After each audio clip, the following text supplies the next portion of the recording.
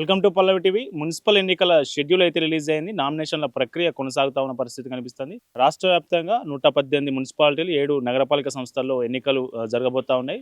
ఫిబ్రవరి 15 లోపు ఎన్నికల ప్రక్రియ మొత్తం పూర్తిగా ఉంది.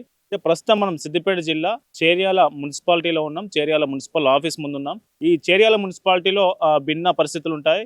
ఈసారి చేర్యాల మున్సిపల్ చైర్మన్ పీఠం ఏ పార్టీ కైవసం చేసుకోబోతా ఉంది, జనం ఏ పార్టీ వైపు మొగ్గు చూపే అవకాశం ఉంది, లీడర్లు ఏమంటున్నారు, చేర్యాల మండల మున్సిపల్ ప్రజలు ఏమంటున్నారో వాళ్ళని అడిగి వాళ్ళతో మాట్లాడే ప్రయత్నం చేద్దాం.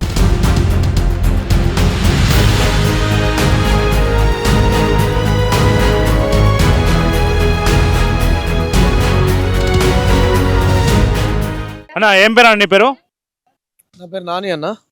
ఇప్పుడు చేర్యాల మున్సిపాలిటీకి ఎన్నికలు వచ్చాయి, మున్సిపల్ ఎలక్షన్స్ వస్తున్నాయి. ఇక్కడ ఈ మున్సిపాలిటీకి రెండోసారి ఎన్నికలు జరుగుతూ ఉన్నాయి. ఈ మీ దగ్గర ఏ పార్టీ బాగుంది, ఏ పార్టీ వైపు చైర్మన్ పీఠం వచ్చే అవకాశం ఉంది? ఇక్కడ చేర్యాల ప్రజలు ఎదుర్కొంటున్నటువంటి ప్రధాన సమస్యలు ఏంటి? సమస్యలు అంటే ప్రస్తుతం ఏం లేవన్నా. ఎందుకంటే మున్సిపల్లో ఇప్పుడు చాలా మన 15 కోట్ల వరకు నిధులు వచ్చాయమన్నా చేర్యాల మున్సిపాల్కి. రేవంత్ రెడ్డి గారు వచ్చిన కాంచెల్లి అలాగే కాంగ్రెస్ పార్టీ చాలా జోష్గా ఉంది.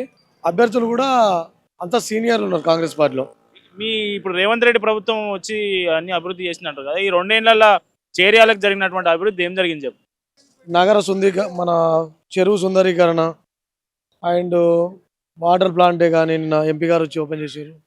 అలాగే కొమ్మూరు ప్రతాప్ రెడ్డి గారి ఆధ్వర్యంలో చాలా నిధులు తీసుకురావడం జరిగింది. గతంలోనే BRS versus Congress tug of war నడిచింది గత మున్సిపల్ ఎలక్షన్స్. ఈ మున్సిపల్ ఎలక్షన్స్లో ఏ పార్టీ చైర్మన్ పీఠం గెలుచుకునే అవకాశం ఉంది?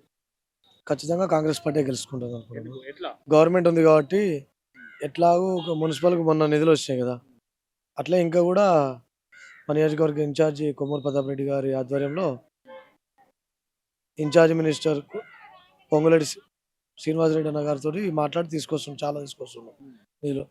అందువల్ల ఖచ్చితంగా కాంగ్రెస్ పార్టీ కార్యకర్తలు కూడా చాలా చురుగ్గా ఉన్నారు చర్యల్లో. కానీ అభివృద్ధి అయితే ఏం లేదని చెప్తా ఉన్నారు కదా. మేము జనాలతో మాట్లాడినప్పుడు చర్యల అభివృద్ధి అయితే ఎక్కడ వేసిన గొంగళి అక్కడే ఉన్నట్టున్నది, ఈ 2 ఏళ్లలో ఏం మార్పు జరగలేదని చెప్తా ఉన్నారు. దానికి ఏం సమాధానం చెప్తారు? సార్ మీరే చూడండి, ఈ రోడ్లు చూడండి, ఆ చెరువు కట్ట చూడండి, ఇట్లాంటి భవనాలు చూడండి, ఇంటిగ్రేటెడ్ భవనం ఉంది, గవర్నమెంట్ కొత్త హాస్పిటల్ ఉంది, ఇవన్నీ వస్తాయి. చర్యల ప్రజల కోరిక ఏంటంటే రెవెన్యూ డివిజన్ కావాలని ఒక కోరిక ఉంది వాళ్ళకు. ఖచ్చితంగా రేవంత్ రెడ్డి కాంగ్రెస్ ప్రభుత్వమే రెవెన్యూ డివిజన్ తీసుకొస్తుంది ఖచ్చితంగా. ఇప్పుడు 3 సంవత్సరాలు అయింది, ఎందుకు లేదు రెవెన్యూ డివిజన్? ఎందుకు లేదు? మా ప్రభుత్వం వచ్చి 2 సంవత్సరాలు వచ్చిందన్న. వాస్తవానికి ఇప్పుడు మా ప్రభుత్వం వచ్చింది. మేము అంతకుముందు కూడా పొంగులేటి రెవెన్యూ మినిస్టర్ చెప్పినాము, ఖచ్చితంగా చేస్తా అని మాటిచ్చిండు. గతంలో ఎంపీగా ఉన్నటువంటి మంత్రి కోమటిరెడ్డి వెంకటరెడ్డి ఇక్కడ చేర్యాల నడిపొడ్డున ధర్నా చేసిండు, దీక్ష చేసిండు, చేర్యాల రెవెన్యూ డివిజన్ తీసుకొస్తా అని. కానీ ఇప్పటి వరకు అసెంబ్లీలో మాట్లాడలేదు, ఒక మంత్రిగా ఆయన ఒక నిర్ణయం తీసుకోలేదు, అసలు మీ విషయమే ఎక్కడ ఎత్తట్లేదు. చామల కిరణ్ గారు కూడా మొన్న ఎంపీ ఎలక్షన్స్ ముందు చేర్యాల రెవెన్యూ డివిజన్ హామీ ఇచ్చిండు, ఇప్పటి వరకు ఒక మాట కూడా ప్రకటించట్లేదు. మీ రేవంత్ రెడ్డి ఇస్తారని మీరు ఎట్లా చెప్తున్నారు? ఖచ్చితంగా ఇస్తా అని. కొత్త రెవెన్యూ డివిజన్లు అక్కడ భూపాలపల్లికి ఇట్లా ఇచ్చారు కదా, ఇది కూడా ఖచ్చితంగా నెక్స్ట్ ఒక 6 monthsలో లేకపోతే 1 yearలో కన్ఫర్మ్ అవుతుంది. ఎందుకు అనుకుంటున్నామంటే మేము అప్రూవల్ మేము పోయినాం కాబట్టి చెప్తున్నాను నేను. మేము పోయి రెవెన్యూ మినిస్టర్ తోటి మాట్లాడినాం కాబట్టి మేము ఒక 150 మంది పోయినాం, కాంగ్రెస్ కార్యకర్తలు పోయి మాట్లాడి మా గౌరవ నియోజకవర్గ ఇన్ఛార్జి కొమ్మూరు ప్రతాప్ రెడ్డి గారు ఆధ్వర్యంలో వెళ్ళి మాట్లాడాం కాబట్టి మాకు ఖచ్చితంగా చెప్తున్నాం, ఖచ్చితంగా తీసుకొచ్చే నెక్స్ట్ ఎలక్షన్లో కూడా కాంగ్రెస్ పార్టీనే గెలిపించుకుంటాం. ఇక్కడ మాకు ఉన్న పరిస్థితి ఏముందంటే నియోజకవర్గ ఇన్ఛార్జ్ ఏమో కాంగ్రెస్ పార్టీ, ఎమ్మెల్యేనేమో టీఆర్ఎస్ పార్టీ అయిపోయింది. మాకున్న మెయిన్ సమస్య మా సార్కు ఏదన్నా ఎమ్మెల్సీ కొమ్మూరు ప్రతాప్ రెడ్డి గారికి ఇస్తే ఖచ్చితంగా కొట్లాడి తీసుకొస్తాడు. పేరు? నా పేరు అందే నాని అన్న. ఇప్పుడు చేర్యాల మున్సిపాలిటీకి ఎన్నికలు వచ్చినాయి, నామినేషన్లు నడుస్తూ ఉన్నాయి. ఇక్కడ మీ దగ్గర ఏ పార్టీకి బాగా ఉంది? మీ చేర్యాల ఉన్న సమస్యలు చెప్పమంటే ఏం చెప్తావు? ఖచ్చితంగా చేర్యాల గత 10 సంవత్సరాల నుంచి చేర్యాల మొత్తం దోచుకున్నారు బీఆర్ఎస్ గవర్నమెంట్. ఇప్పుడు వాళ్ళు చేసింది ఏం లేదు, తట్టడి మట్టి కూడా ఎత్తిపోయలే. వాళ్ళు ఇప్పుడు ఏమనంటే రెవెన్యూ డివిజన్ ఉంకేసుకుంటారు. అంతకుముందు వాళ్ళ గవర్నమెంట్లో రెవెన్యూ డివిజన్ కూడా తీసుకురాని పరిస్థితి వాళ్ళది. ఎందుకు చేర్యాల రెవెన్యూ డివిజన్ అని హామీ ఇచ్చారు? ఎవరన్నా ఇచ్చి వాళ్ళు తీసుకొస్తున్నారు. ఇప్పుడు మా రేవంత్ రెడ్డి గారు కూడా ఖచ్చితంగా రెవెన్యూ డివిజన్ ఇస్తానన్నారు, పొంగులేటి సీనన్న కూడా ఇస్తాడు. 1 year వరకు రెవెన్యూ డివిజన్ వస్తుంది. వాళ్ళు చేసింది ఏం లేదు. బీఆర్ఎస్ వాళ్ళు మాత్రం చేర్యాలకు చేసింది శూన్యం, 0 అని చెప్తున్నా. కావాలంటే రోడ్డు కూడా సరిగా లేని పరిస్థితి. ము- స్థానిక ఇంతకుముందు ఉన్న ఎమ్మెల్యే గారు ముత్తిరెడ్డి ఉండే, ఆ ముత్తిరెడ్డి చేర్యాల మొత్తము చెరువును కబ్జా చేసుకున్నాడు. అలాంటి చరిత్ర బీఆర్ఎస్ గవర్నమెంట్ది. చెరువుని ఎట్లా కబ్జా చేసాడు? చెరువు శిఖం భూములు ఉన్నాయి కదా అక్కడ ముంగట, ఆ జాగాను మొత్తం కబ్జా చేసుకున్నాడు. ఇవాళ నొత్త వాళ్ళని బెదిరించాడు. ఇంకేముంది, టీఆర్ఎస్ గవర్నమెంట్ అంతా రౌడీ రాజకీయం చేసిండు. కాంగ్రెస్ కు ఎందుకు ఓటేయాలి? ఈ 2 సంవత్సరాల అధికారంలోకి వచ్చి 2 సంవత్సరాల చేర్యాలకు చేసిన అభివృద్ధి అంటే ఏం చెప్తావు? ఈ 2 ఏళ్లలో 2 ఏళ్లలో 15 కోట్ల నిధులు తీసుకొచ్చారు. నిధులు తీసుకొచ్చి సుందరీకరణ, చెరువుల సుందరీకరణ కానీ, వాటర్ ప్లాంటే కానీ, హాస్పిటల్ ఓపెనింగే కానీ ప్రతి ఒక్కటి కాంగ్రెస్ గవర్నమెంట్ తోటి అవుతుంది. చేర్యాల డెవలప్ కానికే కాంగ్రెస్ గవర్నమెంట్. ఏం చేసింది? ఇప్పుడు ఇప్పుడు ఇక్కడ చూస్తే షట్టర్లు ఒక్కటి లేవు, మున్సిపల్ ఆఫీస్ లేదు, ఆ, అంత అస్తవ్యస్తంగా ఉందని స్థానిక ప్రజలు అంటా ఉన్నారు కదా. గత 10 ఏళ్లలో వాళ్ళు ఆయనతో కూడా వేయలే కదా. మేమన్నా 15 కోట్లు తీసుకొచ్చి చేపిస్తున్నాం కదా. వాళ్ళు చేసింది ఏం లేదు. మున్సిపల్ ఆఫీసే కానీ అక్కడ ఉంది, మున్సిపల్ ఆఫీసే కానీ ఇక్కడ కూడా షట్టర్లు ఓపెన్. మంచి గ్రామ పంచాయతీ ఉండే, ఆ గ్రామ పంచాయతీని కూలగొట్టి ఎందుకు నిరుపయోగం లేని షట్టర్లు కట్టించారు. వాళ్ళ గవర్నమెంట్లో విధ్వంసాలు సృష్టించారు. ఇప్పుడు మేము ఇప్పుడే డెవలప్ చేస్తున్నాం 2 సంవత్సరాలు. ఇంకో 3 సంవత్సరాల వరకు మేము చేర్యాలను సిద్దిపేట జిల్లాలోనే టాప్ చేస్తాం. ఇప్పుడు చేర్యాలకు మున్సిపల్ ఎన్నికలు వచ్చినాయి. ఎట్లా ఉండబోతోంది? ఏ పార్టీ వైపు ఉన్నారు జనమంతా? ఏం జరగబోతా ఉంది? ఏంటి పరిస్థితి? ఈ మున్సిపల్ ఎన్నికలలో చేర్యాల జనమంతా కాంగ్రెస్ వైపు ఉన్నారు. ఎందుకంటే గతంలో ఉన్నటువంటి బీఆర్ఎస్ ప్రభుత్వం చేర్యాల ప్రాంతాన్ని, చేర్యాలను విధ్వంసం చేసి ఈ యొక్క చేర్యాల సిద్దిపేట జిల్లాలో కలిపి మద్దూరు, దుల్మెట్టను హుస్నాబాద్ రెవెన్యూ డివిజన్లో, చేర్యాలను కొమ్రెల్ని సిద్దిపేట రెవెన్యూ డివిజన్లో కలిపి కుక్కలు చింపిన ఇస్తార్లాగా ఈ యొక్క చేర్యాల ప్రాంతాన్ని బీఆర్ఎస్ ప్రభుత్వం విభజించింది. ఈరోజు ఈ యొక్క చేర్యాల మున్సిపాలిటీని కూడా ఇలా ఈ యొక్క ఇక్కడ ఉన్నటువంటి స్థలం, ఇది ఏం స్థలం ఇది? చేర్యాల పెద్ద చెరువు మత్తడి స్థలము. ఈ స్థలంలో గోదల అంగడి జరుగుతుండే. ఆ యొక్క అంగడిని కూడా లేకుండా చేసి పోయిన గత ప్రభుత్వంలో ఉన్నటువంటి ఎమ్మెల్యే దీన్ని కబ్జా చేస్తే కాంగ్రెస్ పార్టీ ఇక్కడ ఉన్నటువంటి అన్ని పార్టీలను ఏకం చేసి ఈ యొక్క స్థలాన్ని కూడా ఆ యొక్క ఎమ్మెల్యే చెర నుంచి విడిపించబడ్డది. ఈరోజు దీన్ని రేపు ఈ యొక్క చేర్యాలకు దేనికైనా ఒక మంచి కొరకు ఉపయోగించుకోవాలనే ఆలోచనతో ఈ ఈ స్థలాన్ని కూడా కాపాడుకోవడం జరిగింది. అలాగే ఒక చేర్యాలలో ఉన్నటువంటి అంగట్లో ఉన్నటువంటి మున్సిపాలిటీని కూలగొట్టి ఈరోజు నాన్ వెజ్ కొరకు ఒక శ్మశాన వాటికలాగా కట్టి దాని యొక్క నిర్వీర్యంగా ఉన్నటువంటి పరిస్థితి ఉన్నది.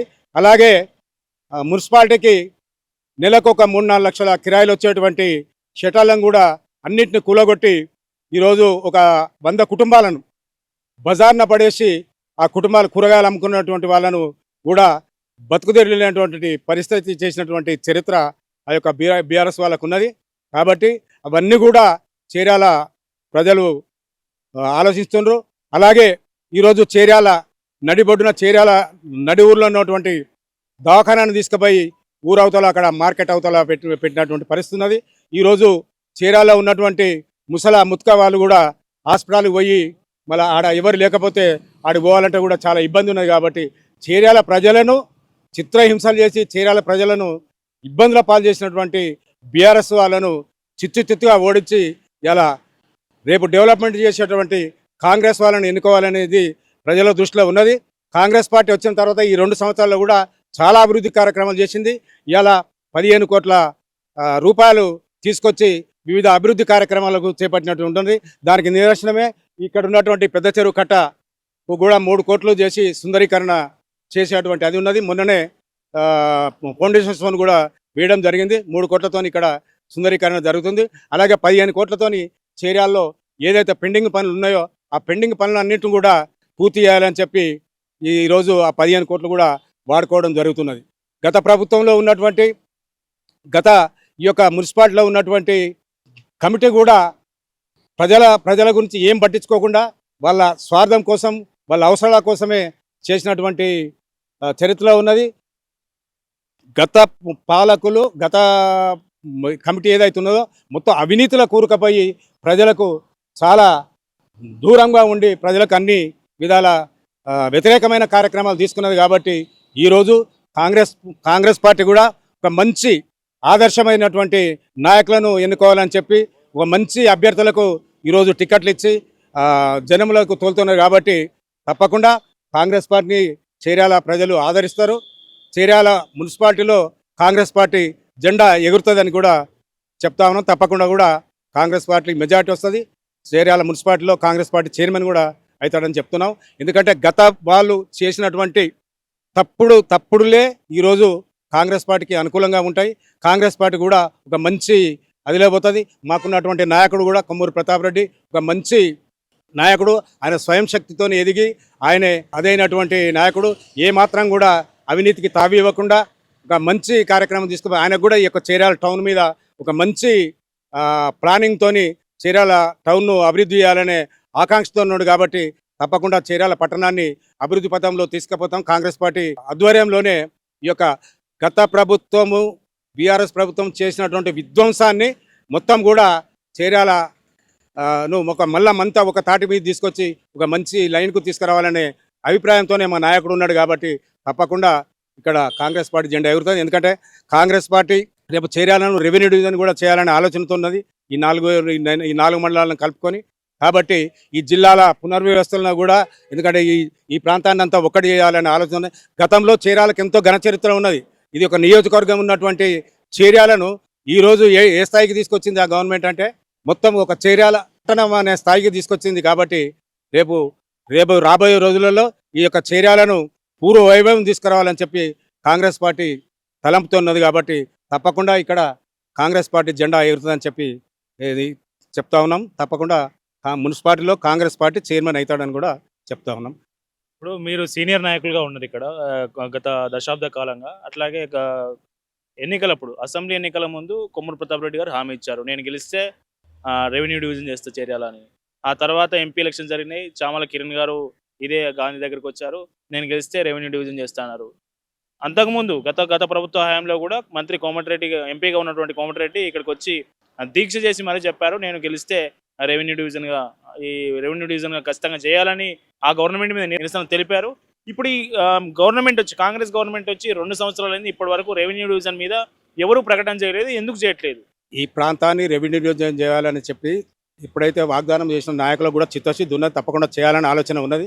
నేను కూడా ఇక్కడ జేఏసీ కో చైర్మన్గా ఉండి ఈ యొక్క రెవెన్యూ డివిజన్ గురించి ఎంత పోరాటం చేయాలంటే అంత పోరాటం చేసినాం.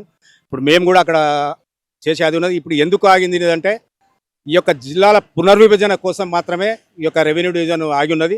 ఈ జిల్లాల పునర్విభజన అయిన తర్వాత తప్పకుండా ఈ చేర్యాలను రెవెన్యూ డివిజన్ చేయాలనే ఆలోచనతో ఉన్నది. తప్పకుండా ఈ కాంగ్రెస్ ప్రభుత్వంలో చేర్యాల తప్పకుండా రెవెన్యూ డివిజన్ అవుతుంది.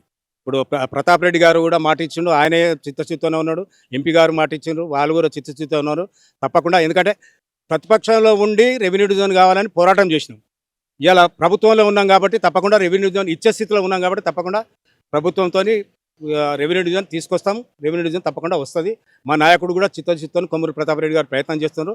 తప్పకుండా రెవెన్యూ డివిజన్ వస్తుంది. ఏం పేరు అన్న మీ పేరు? నా పేరు బుడిగి రమేష్. ఇప్పుడు చేర్యాలకు మున్సిపల్ ఎలక్షన్స్ వచ్చినాయి. ఇది 2వ మున్సిపల్ ఎలక్షన్స్ జరుగుతూ ఉన్నాయి. చేర్యాల సమస్యలు ఎట్లా ఉన్నాయి? వివిధ పార్టీల తీరు ఎట్లా ఉంది? జనం ఏ పార్టీ వైపు మొగ్గు చూపే అవకాశం ఉంది? పార్టీని చూస్తున్నారా, అభ్యర్థిని చూస్తున్నారా? ఏం చెప్తావు? ఇక్కడ చేర్యాల చాలా మున్సిపల్ వెనుకబడిపోయి ఉంది. మన అంగట్లో కూడా కొన్ని మున్సిపల్లో డెవలప్మెంట్ అనేది ఇంతకుముందుకు ముత్తిరెడ్డి ఉండి ఆ డెవలప్మెంట్ అని ఇన్కమ్ వచ్చేది, ప్రాపర్టీ అంతా తీసేసి నెలకు కనీసమైన 4 లక్షల నుంచి 5 లక్షల వరకు ఇన్కమ్ వచ్చేది మున్సిపాలిటీకి. ఎట్లా? మన రెంట్ పర్పస్లో అంగడి బజార్ మొత్తం షట్టర్స్ అన్నీ ఉండేది. అలాంటిది బీఆర్ఎస్ పార్టీ కలిసి అందరూ ఒక ముక్కోటిగా అందరు కలిసి మా జనగంలో ఉన్న జిల్లాను తీసుకుపోయి సిద్దిపేట జిల్లా కలపడం, అందులో హరీష్ రావు ముత్తిరెడ్డి కలిసి ఉన్న ప్రాపర్టీని మొత్తం డ్యామేజ్ చేసేసి ఏదో ఒక స్తంభం లాగా ఒకటి హాల్ వేసి దాన్ని ముత్తిరెడ్డి ఇంతకుముందు కూడా కబ్జా చేసిండు ఒకటి. దానికి మున్సిపాలిటీ అనేది ముక్కోటిగా ఆల్ పార్టీస్ కలిసి అందరూ అందరూ ఒకటి వచ్చి చాలా ఒకటై కూడా అది కబ్జాను రిటర్న్ తీసుకోవడం జరిగింది. మున్సిపాలిటీలో కూడా చాలా వెనుకబడిపోయి ఉంది. ఇప్పుడు కాంగ్రెస్ పార్టీ వచ్చినాక నిధులు మొన్ననే 15 కోట్లు రావడం జరిగింది. చెరువు కట్టకు కూడా 3 కోట్లు రావడం జరిగింది. ప్రజలు కూడా మన కాంగ్రెస్ పార్టీని ప్లస్ గవర్నమెంట్ను రేవంత్ రెడ్డి గారిని చూస్తున్నారు. ఇక్కడ మా కుమ్మూరి పతిరెడ్డి గారి ఆధ్వర్యంలో చాలా ఘనంగా మంచి వైభవంగా డెవలప్మెంట్ చేసుకోవాలని మేము ఫస్ట్ వార్డ్ నుంచి మేము పోటీ చేయాలని చూస్తున్నాం. మమ్మల్ని గెలిపించుకుంటే మాత్రం చాలా డెవలప్మెంట్ చేస్తామని దీన్ని కోరుకుంటున్నాం. రెవెన్యూ డివిజన్ చేస్తా అని రెవెన్యూ డివిజన్ ఇంతవరకు కాలే కదా, అది రెవెన్యూ డివిజన్ ఎవరు తెస్తారు, ఎట్లయితుంది? రెవెన్యూ డివిజన్ చేస్తాను కూడా చెప్తున్నారు. అసెంబ్లీలో కూడా మాట్లాడడం జరిగింది. మా కోమటిరెడ్డి వెంకరెడ్డి అయినా మా చామల కిరణ్ రెడ్డి ఎంపీ సభలో కూడా చేయడం జరిగింది. జిల్లాలు మార్పులు చేర్పులు ఉన్నాయని వినికిడి వస్తుంది. అందులో దాని భాగంగా ఇందులో కూడా రెవెన్యూ డివిజన్ తీసుకుంటారని మా సీనియర్ నాయకులు లీడర్లు అయినా కానీ చెప్తున్నారు. దానికి తొందరలో రెవెన్యూ డివిజన్ కూడా అవుతుంది.